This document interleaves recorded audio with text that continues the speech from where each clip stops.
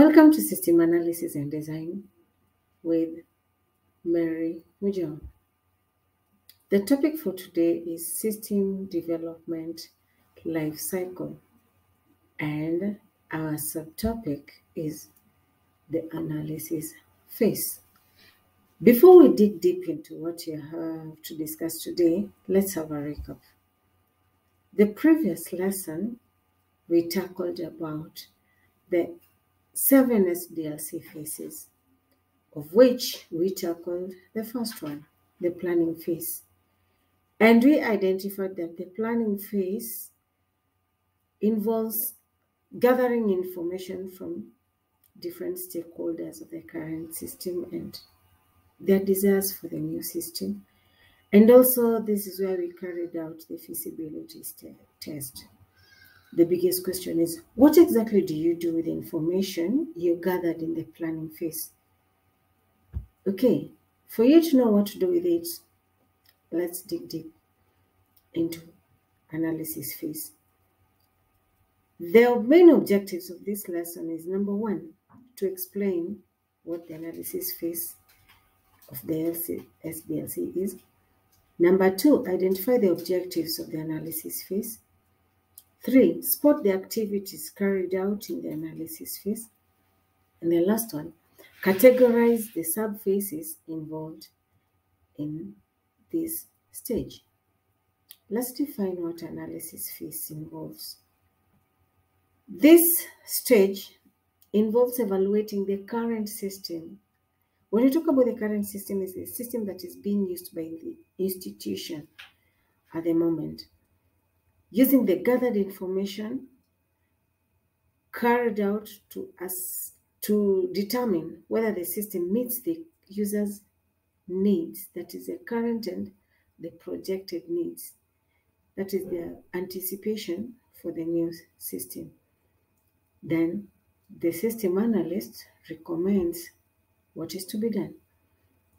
The main objectives of the analysis phase is to examine carefully the existing system, making sure that the weaknesses, duplications, omissions, and redundant elements are identified.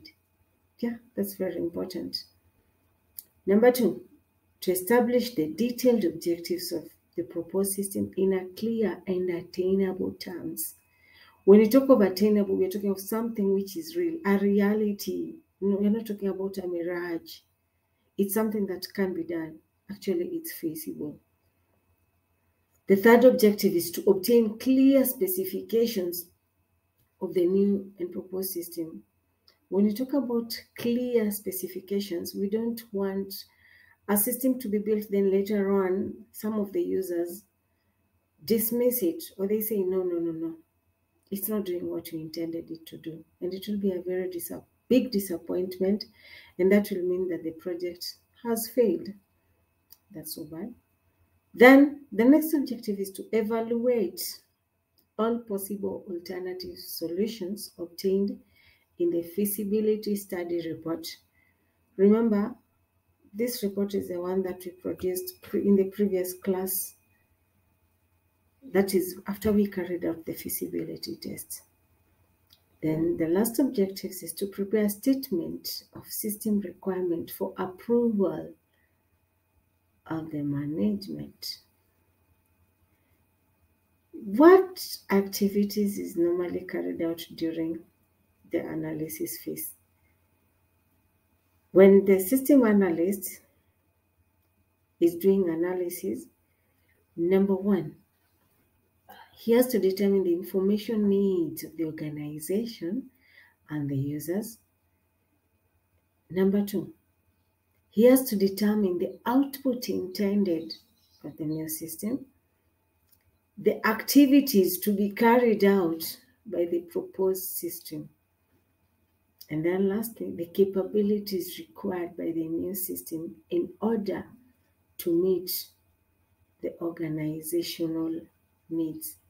Remember, our main aim of requiring a new information system is to solve or to curb or to outdo the weaknesses of the current system. So actually the organization and all the stakeholders have high hopes of their problems being solved. The system analyst analyzes in detail the format, type of system, and user level of education of the present system. This enables him to identify the strength and the weaknesses so that he can know how to make improvement or the changes. I hope you're seeing in SDLC, the system analyst is always seen as the messiah in quotes, that is, you've come to deliver them from the weaknesses of the current system. Okay. When you talk about their problems being solved, the system analyst has to ensure that the different subphases in analysis are met. And one of them is requirement gathering. This service includes collecting and documenting requirements from stakeholders. And when we talk about stakeholders, we are looking at the end users, the managers, the experts. The main goal is to understand the needs of the system and define requirements that the system must meet. When you talk about must, you're trying to satisfy their desire or solve their problems. That's why I call this as the messiah. The next subphase in analysis is the feasibility study.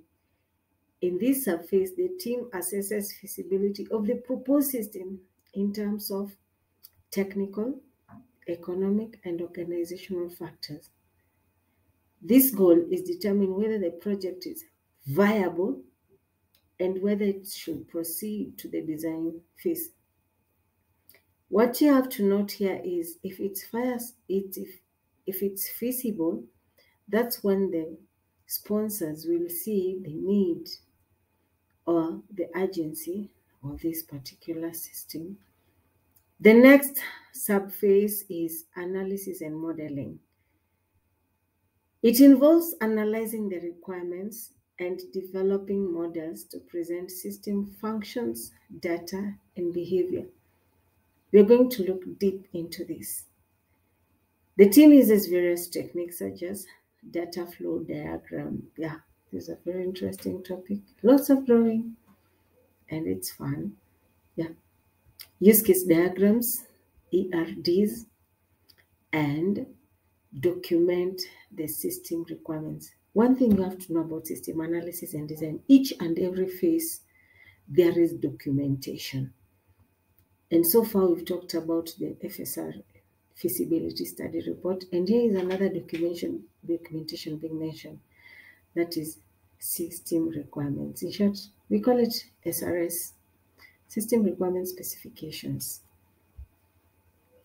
Okay, and the last phase, subphase in analysis is validation and verification.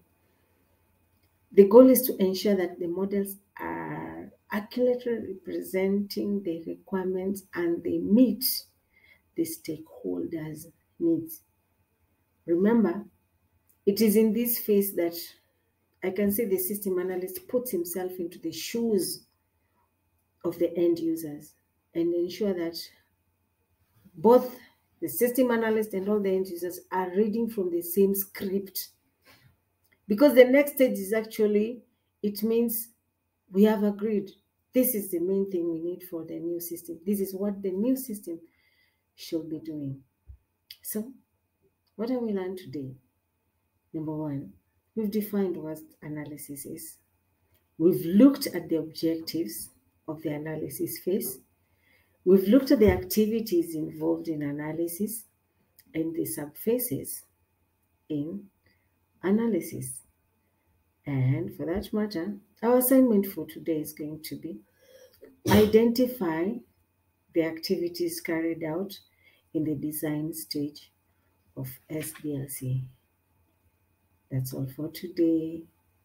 Thank you and have a good day. Adios.